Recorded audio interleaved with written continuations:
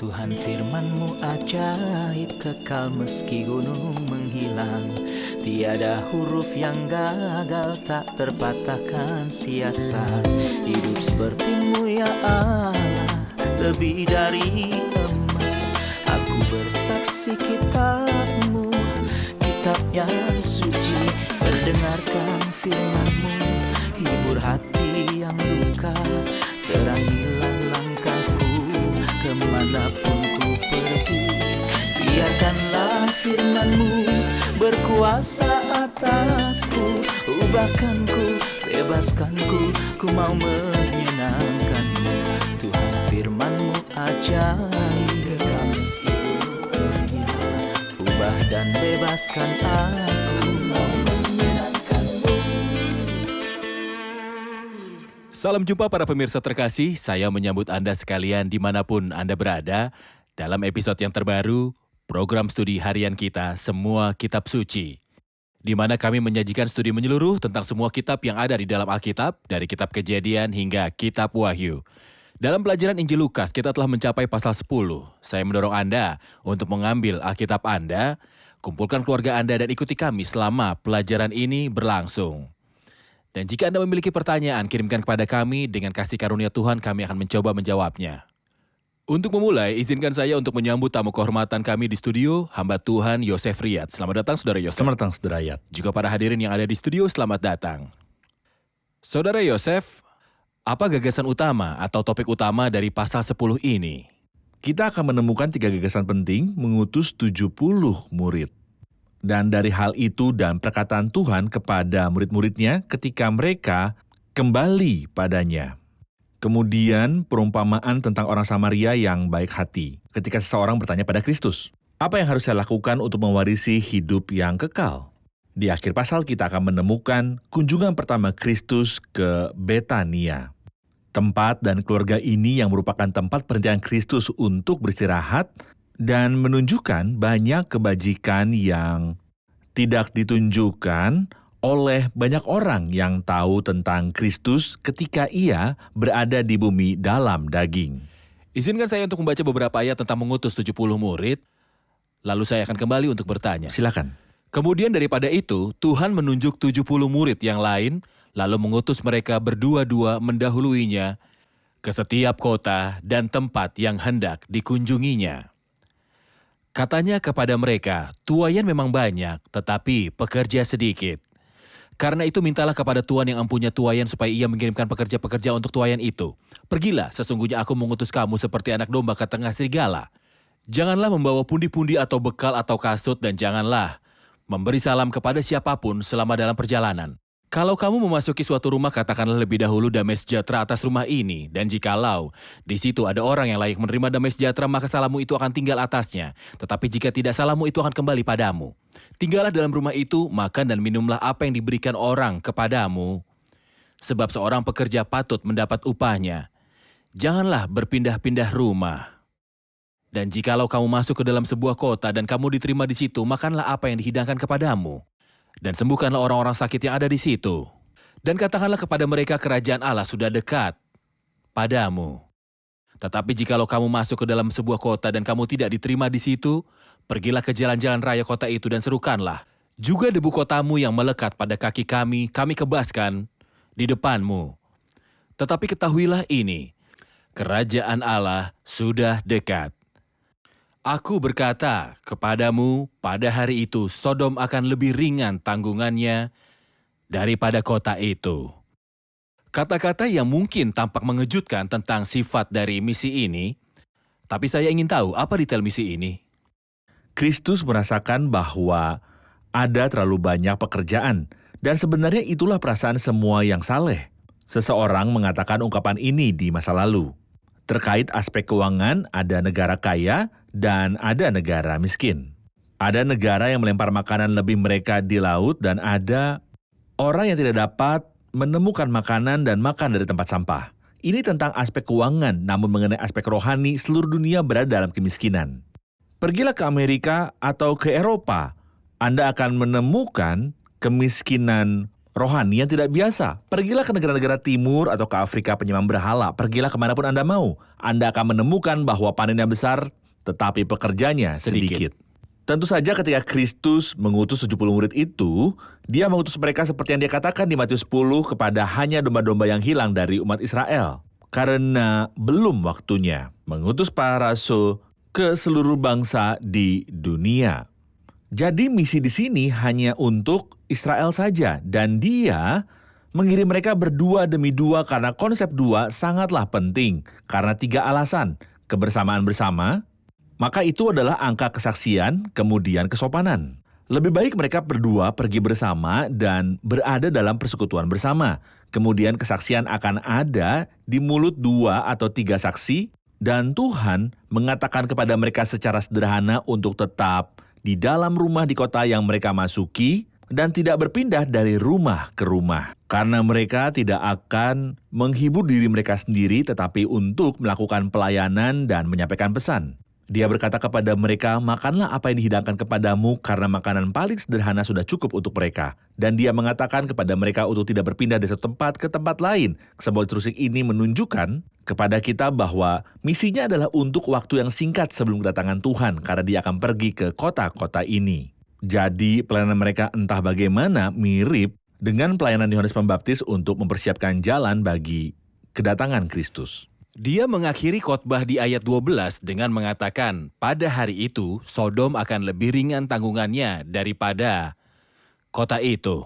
Ya, Kemudian dia menyebutkan sekelompok kesengsaraan kepada Korazim dan Betsaida dalam ayat 13-16 dan juga Kapernaum. Mengapa?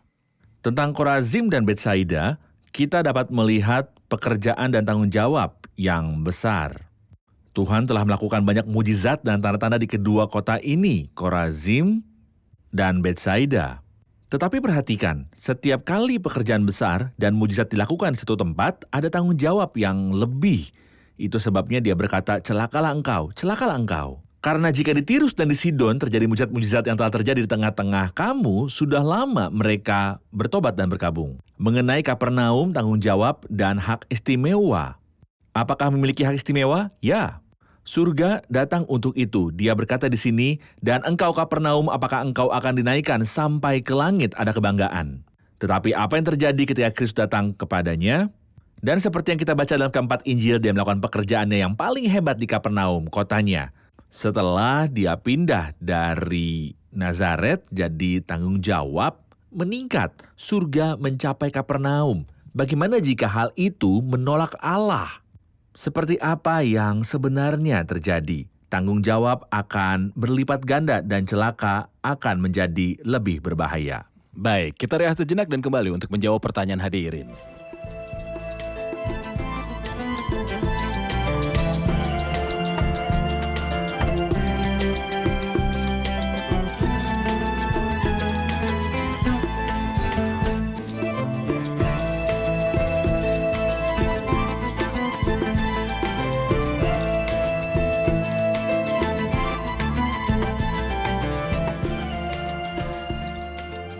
Dalam ayat 19, Tuhan berkata, "Sesungguhnya aku telah memberikan kuasa kepada kamu untuk menginjak ular dan kalajengking dan kuasa untuk menahan kekuatan musuh, sehingga tidak ada yang akan membahayakan kamu."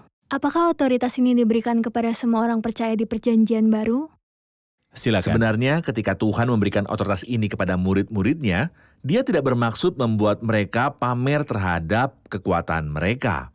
Tetapi tujuannya hanya untuk melayani Tuhan, dan ketika musuh tampaknya menghalangi pelayanan mereka, mereka akan memiliki kekuatan untuk menginjak-injak ular dan kalajengking. Entah bagaimana, ini mengingatkan saya terhadap pencobaan iblis pada Kristus ketika dia menyuruhnya untuk menjatuhkan dirinya sendiri. Seperti yang tertulis bahwa sebab malaikat-malaikat yang akan diperintahkan kepadamu. Kristus menolak prinsip itu. Aku harus berjalan di jalanku, dan jika aku jatuh, para malaikat akan melayaniku. Gagasan yang sama di sini. Saya melayani Tuhan. Saya tidak bermaksud untuk membersihkan bumi dari iblis, ular, dan kalajengking. Ini bukan pelayanan saya. Pelayanan saya adalah untuk bersaksi tentang Kristus. Dan ketika iblis tampaknya menghalangi pelayanan saya, maka Tuhan akan memberikan saya kemenangan. Dan ini mungkin mengingatkan kita pada apa yang terjadi Di Kisah Para Rasul pasal yang ke-28. Ya. Ketika ular menyerang Paulus dan Paulus menang atas ular. Kemudian ke-70 murid itu kembali dengan sukacita dan berkata, "Tuhan, juga setan-setan takluk kepada kami demi nama-Mu." Tuhan memberitahu mereka tentang jenis sukacita lainnya yang melebihi sukacita itu. Apakah itu? Ya. Tetapi bersukacitalah karena namamu ada terdaftar di surga. Tentu saja, beberapa orang yang memiliki pikiran duniawi akan mengatakan bahwa mampu mengalahkan iblis dan mengusir mereka berarti bahwa mereka adalah kelas 1 karena tidak semua orang percaya dapat mengusir setan. Kristus berkata sebaliknya, tidak semua orang yang mengusir iblis itu beriman, tapi mereka yang namanya tertulis di surga adalah orang percaya. Kita membaca di Matius pasal 7, banyak orang akan berseru kepadaku, Tuhan, Tuhan, bukankah kami bernubuat demi nama-Mu? Mengusir setan demi nama-Mu. Pada waktu itu aku akan berterus terang, aku tidak pernah mengenal kamu. Apa nilai dari mengusir iblis dan pada akhirnya Kristus akan berterus terang padamu, aku tidak pernah mengenal kamu? Tapi betapa menakjubkan mengetahui mulai sekarang bahwa Anda orang surgawi dan bahwa nama Anda ada tertulis di surga. Lalu apakah Tuhan memberi Anda kemenangan atas iblis atau ini bukan bidang pelayanan Anda dan Anda hanya memberikan kesaksian tentang Kristus? Nama Anda tertulis dalam kitab kehidupan, tertulis di surga. Terima kasih Saudara Yosef. Ayat dari 21 ke 24 memiliki isi yang kaya. Saya akan membacanya kemudian kembali untuk meminta tanggapan Anda. Pada waktu itu juga bergembiralah Yesus dalam Roh Kudus dan berkata, Aku bersyukur kepadamu Bapa, Tuhan langit dan bumi, karena semuanya itu Engkau sembunyikan bagi orang bijak dan orang pandai, tetapi Engkau nyatakan kepada orang kecil. Ya Bapa, itulah yang berkenan kepadamu. Semua telah diserahkan kepadaku oleh Bapakku, dan tidak seorang pun yang tahu siapakah anak selain Bapa dan siapakah Bapa selain anak dan orang yang kepadanya anak itu berkenan menyatakan hal itu. Sesudah itu berpalinglah Yesus kepada murid-muridnya tersendiri dan berkata, Berbahagialah mata yang melihat apa yang kamu lihat. Karena aku berkata padamu, banyak nabi dan raja ingin melihat apa yang kamu lihat tetapi tidak melihatnya. Dan ingin mendengar apa yang kamu dengar tetapi tidak mendengarnya. Kita harus berhenti pada kata-kata ini, silakan. Pada awalnya saya akan mengatakan tanggapan ganda. Tanggapan pertama ketika Yesus bersukacita dalam roh dan berkata, Aku bersyukur kepadamu Bapa Tuhan langit dan bumi. Yang menyembunyikan dan menyatakan, dan sebenarnya apakah engkau telah bersembunyi dari ini? Atau menyatakan kepada mereka, Aku mengucap syukur. Ini mengingatkan saya kepada Elia dan Yunus. Elia sangat sedih karena pelayanannya tidak berhasil. Yunus sangat sedih dan ingin mati karena pelayanannya berhasil. Tetapi Kristus, hamba yang sempurna, bersyukur kepada Allah Bapa bagi mereka yang telah Dia nyatakan. Dan mereka tahu, dan bagi mereka yang darinya Ia sembunyikan dan mereka tidak tahu. Yusuf pernah berkata kepada ayahnya, Yusuf anak Yakub, bukan begini ayahku, meskipun dia adalah anak yang penurut dan luar biasa. Tapi dia pernah keberatan dengan ayahnya, sementara Kristus yang merendahkan diri dan mentaati Bapa dan belajar taat melalui hal-hal yang dideritanya. Dia tidak sekalipun berkata, tidak seperti ini Bapa, tetapi dia selalu berkata, ya Bapa. Ini adalah tanggapan pertama. Tanggapan kedua, banyak anak kecil bertanya-tanya tentang kapan mereka akan tumbuh dewasa untuk mengerti. Mereka ingin tumbuh dewasa agar memiliki kemampuan mental yang lebih besar. Tapi di sini, semuanya itu engkau sembunyikan bagi orang bijak dan orang pandai, tetapi engkau nyatakan kepada orang kecil. Semakin muda kita, semakin Tuhan akan mengungkapkan kepada kita pikiran dan rahasianya. Benar, tentu saja dia tidak berbicara tentang usia anak-anak atau usia orang dewasa. Ya, dalam semangat. Barang siapa menerima kerajaan Allah sebagai seorang anak kecil. Saudara Yosef, kita perlu berhenti di ayat 22 dan kita perlu tahu siapakah Kristus menurut pernyataannya tentang dirinya. Saya menemukan dalam ayat ini hal yang sangat penting yang menegaskan ketuhanan Kristus. Ketika dia berkata, semua telah diserahkan kepadaku oleh Bapakku. Seseorang berkata, tidak ada yang bisa memberikan segalanya atau bisa menerima segalanya kecuali dia tidak terbatas. Dan tidak ada yang tidak terbatas kecuali Allah. Hal kedua, dan tidak ada yang tahu siapa anak itu kecuali Bapa. Tidak ada yang tahu siapa anaknya, karena kesatuan ketuhanan dengan kemanusiaan. Saya mungkin memahami Tuhan dalam kebesarannya dan memahami manusia dalam keterbatasannya. Tapi seorang manusia yang adalah Tuhan dan seorang manusia, siapa orang ini? Dan tidak ada seorang pun yang tahu siapa anak selain Bapa. Hal ketiga, dan siapakah Bapa selain anak? Anak adalah satu-satunya yang mengenal Bapa. Tapi dia juga berkata, dan orang yang kepadanya anak itu berkenan menyatakan hal itu. Jadi anak dapat menyatakan kepada siapapun yang ia kehendaki siapa Bapanya. Terima kasih Saudara Yosef. Saya akan beralih ke ayat 25 hingga 27. Tentang perumpamaan yang sangat terkenal yang berbicara tentang kasih karunia Tuhan, perumpamaan tentang orang Samaria yang baik hati. Mohon jelaskan tentang perumpamaan ini dan apa yang Tuhan katakan. Seseorang mengatakan bahwa perumpamaan ini dengan beberapa kata menceritakan tentang sebuah periode bersejarah dari waktu Adam di taman sampai kedatangan Kristus yang kedua, yaitu sekitar 6.000 tahun. Dan inilah kehebatan Alkitab. Jadi hal ini memberitahu kita tentang seseorang yang turun dari Yerusalem ke Yeriko dan jatuh di antara pencuri. Pencuri ini adalah iblis. Dan orang yang turun adalah Adam yang diusir dari taman. Apa yang iblis lakukan padanya? Mereka menanggalkan pakaian, melukainya, dan pergi meninggalkannya setengah mati. Melucuti pakaian, itulah penemuan pertama yang ditemukan Adam. Mereka melukainya dan pergi meninggalkannya setengah mati. Apa artinya setengah mati? Itu berarti dia hidup di mata orang-orang tetapi mati di mata Tuhan. Sebab pada hari engkau makannya pastilah engkau mati. Dan setelah itu, seorang imam datang dan seorang Lewi datang. Gambaran masuknya hukum Taurat setelah masuknya dosa. Apa yang bisa dilakukan hukum terhadap orang itu? Tidak ada.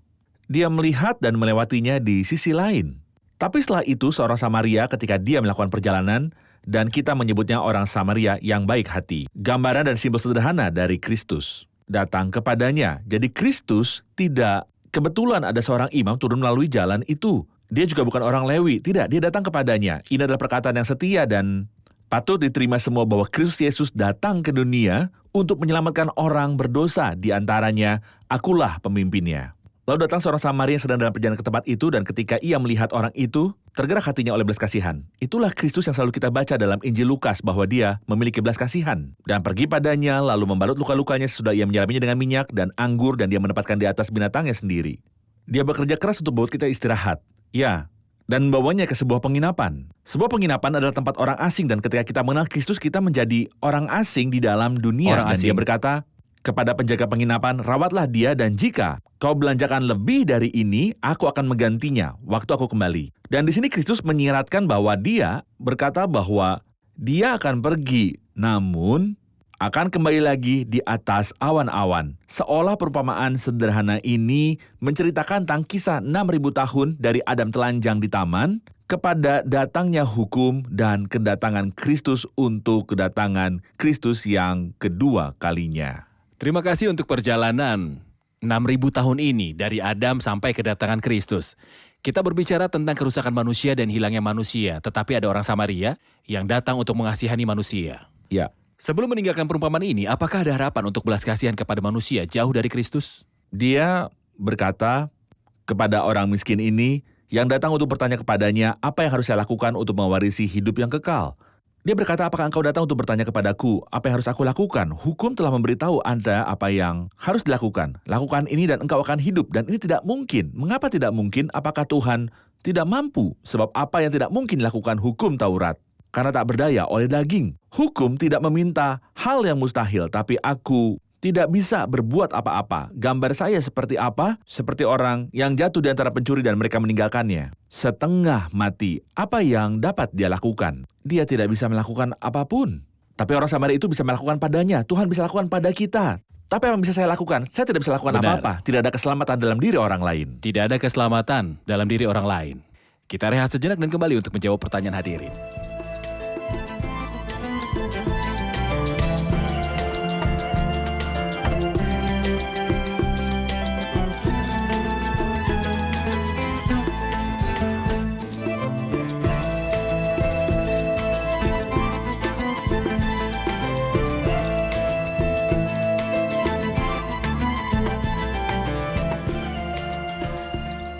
Di ayat 41 kita menemukan jawaban Tuhan kepada Marta, tetapi Tuhan menjawabnya, Marta, Marta, engkau khawatir dan menyusahkan diri dengan banyak perkara, tapi hanya satu yang perlu.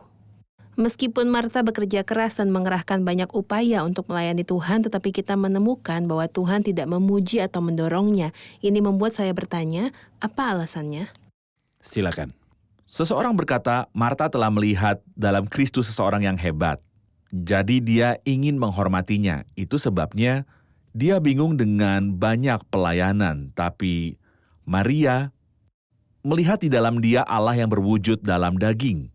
Kepenuhan. Karena dari kepenuhannya kita semua telah menerima kasih karunia demi kasih karunia. Ada perbedaan besar. Marta seorang yang baik. Tapi sebenarnya dia sama sekali tidak bisa dibandingkan dengan Maria. Seperti yang telah kita katakan, salah satu dari mereka melihat Kristus sebagai seorang hebat yang harus dihormati.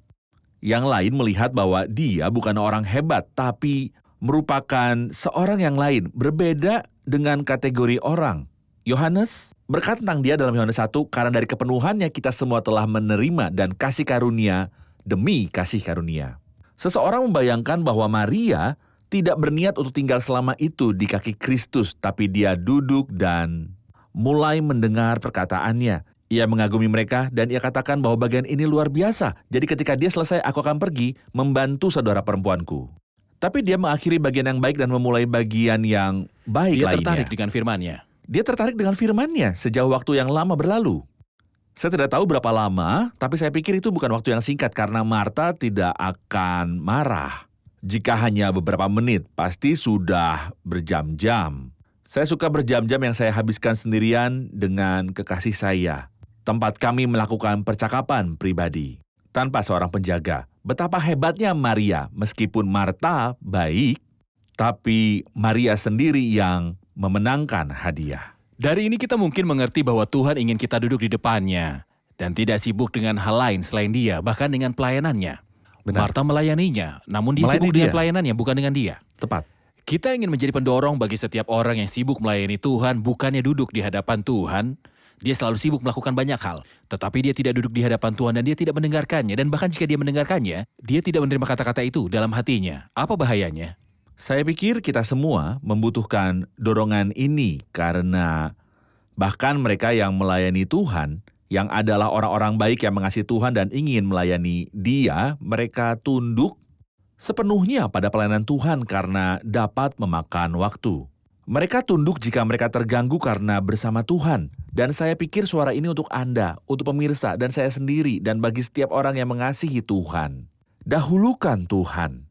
Kita harus mendahului berdiam di kaki Tuhan daripada melayani Dia, dan Dia layak untuk dilayani dari lubuk hati kita dan sepanjang waktu kita. Kejadian ini luar biasa. Kita melihat Maria duduk di kaki Tuhan, dia melihat Nabi dalam dirinya dan mendengar perkataannya. Tapi dalam Kejadian Yohanes 12, dia menawarkan. Ya, Hal apa? Mengarah kepada apa? Mohon hubungkan dua kejadian ini. seseorang berkata bahwa dia telah memiliki bagian yang baik seperti yang Tuhan katakan di sini dalam ayat terakhir. Dan dia lakukan pekerjaan yang baik seperti yang telah dikatakan Kristus. Setelah itu, dia telah melakukan pekerjaan yang baik untukku. Anda tidak akan bisa melakukan pekerjaan yang baik kecuali Anda telah memilih bagian yang baik terlebih dahulu. Terima kasih. Saudara Yosef, ungkapan ini memiliki gema yang bagus di telinga kita, di kaki Kristus, di kaki Yesus. Ya. Apa makna ungkapan ini kepada kita? Saya telah mengatakan dalam episode sebelumnya dalam Injil Lukas bahwa kaki Kristus dalam Injil Lukas memiliki kedudukan yang istimewa. Orang yang kerasukan setan itu duduk di kaki Yesus. Dan Maria duduk di kaki Yesus. Wanita yang berdosa pergi pada kaki Yesus dan seterusnya. Kita selalu menemukan kaki Yesus dalam Injil Lukas. Tapi tentang Maria, kita menemukan bahwa dia disebutkan 3 kali di dalam Alkitab. Dan setiap kali 3 kali ini dia berada di kaki Yesus. Tapi di sini kita melihat bahwa Maria melihat dalam dirinya nabi yang telah dikatakan Musa, Tuhan Allah akan membangkitkan bagimu seorang nabi di antara saudara-saudaramu sama seperti aku. Dengarkanlah dia dalam segala sesuatu yang akan dikatakannya kepadamu. Jadi dia duduk di kakinya dan mendengar kata-katanya, kemudian dia melihat dalam dirinya nabi, yang kakinya akan dia tangisi. Dalam Yohanes pasal 11 ketika saudaranya Lazarus meninggal, orang-orang yang pergi untuk menghiburnya mengatakan bahwa dia pergi ke kuburan untuk menangis. Tapi Maria lebih cerdas, orang yang menangis di kuburan. Kuburan tak akan melakukan apapun yang akan membuatnya menangis. Apa yang akan terjadi ketika saya pergi menangis di kuburan? Apa yang akan dilakukan kuburan itu? Apa kuburan itu akan bersimpati pada saya? Apa ia akan menangis bersama saya? Tidak ada yang akan terjadi. Dia tidak akan menangis di kuburan. Tetapi di kaki Yesus, maka Yesus menangis. Dan ini adalah satu-satunya waktu untuk membaca ayat terpendek dalam Perjanjian Baru, Yesus menangis. Untuk berbagi kesedihan dengan Maria. Ketiga kalinya adalah ketika dia pergi kaki Yesus dan mengurapi kakinya. Dengan 1 pon minyak narwastu yang sangat mahal harganya dan lebih dari itu, dia menyeka kakinya dengan rambutnya. Bagi wanita, rambutnya adalah mahkotanya, tapi Maria menggunakan mahkotanya untuk menyeka kaki Yesus dengan rambutnya. Maria luar biasa dalam 3 kejadian. Baik, terima kasih.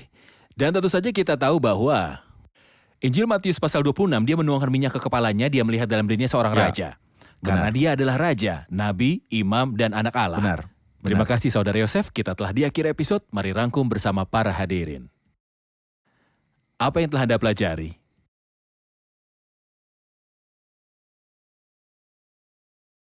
Meskipun pelayanannya merupakan hal yang luar biasa karena panen memang besar tetapi pekerjaannya sedikit.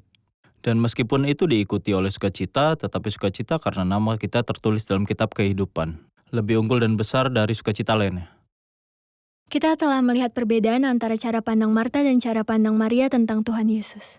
Marta melihat Yesus sebagai orang besar yang harus dihormati, sementara Maria melihat Allah di dalam dia. Dan hal ini menunjukkan kepada kita bahwa Tuhan layak untuk duduk di kakinya terlebih dahulu sebelum dilayani. Meskipun Elia sedih karena pelayanannya tidak berhasil, dan Yunus malahan sedih karena pelayanannya berhasil, kita melihat bahwa Tuhan, hamba Tuhan yang sempurna, selalu bersuka cita dan dia selalu berkata, "Ya Bapa, itulah yang berkenan kepadamu." Menyenangkan Bapa adalah hal yang penting baginya. Terima kasih, Tuhan memberkati. Tuhan memberkati Anda, Saudara Yosef. Pemirsa terkasih, saya ingin menyampaikan kepada Anda apa yang dikatakan tentang orang Samaria yang baik hati ini dan apa yang dia lakukan. Kepada seseorang yang telanjang dan terluka, yang setengah mati, kitab suci berkata, lalu datang seorang Samaria yang sedang dalam perjalanan ke tempat itu dan ketika ia melihat orang itu tergeraklah hatinya oleh belas kasihan. Ia pergi kepadanya lalu membalut luka-lukanya sesudah ia menyiramnya dengan minyak dan anggur.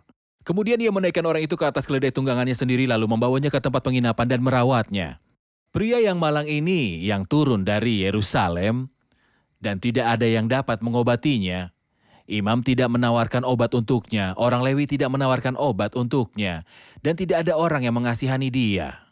Tetapi kesembuhan dan pertolongan datang kepadanya oleh orang Samaria yang baik itu, yang pergi kepadanya, turun dari keledainya, membalut lukanya, dan menuangkan minyak dan anggur ke atasnya. Pemirsa terkasih, tidak ada obat di dunia untuk luka Anda, untuk masalah Anda, untuk jiwa yang bermasalah, dan untuk dosa yang merusak pada tubuh dan jiwa Anda kecuali di dalam Kristus dan dalam karyanya. Saat dia datang sebagai penyembuh dan kematiannya di kayu salib juga menyembuhkan. Jika Anda menerima Kristus, Anda akan menikmati penyembuhan ilahi jiwa, roh, dan tubuh Anda dengan bilur-bilurnya yang berarti dengan kematiannya di kayu salib, engkau sudah sembuh. Pemirsa terkasih, sampai jumpa di episode selanjutnya. Tuhan menyertai.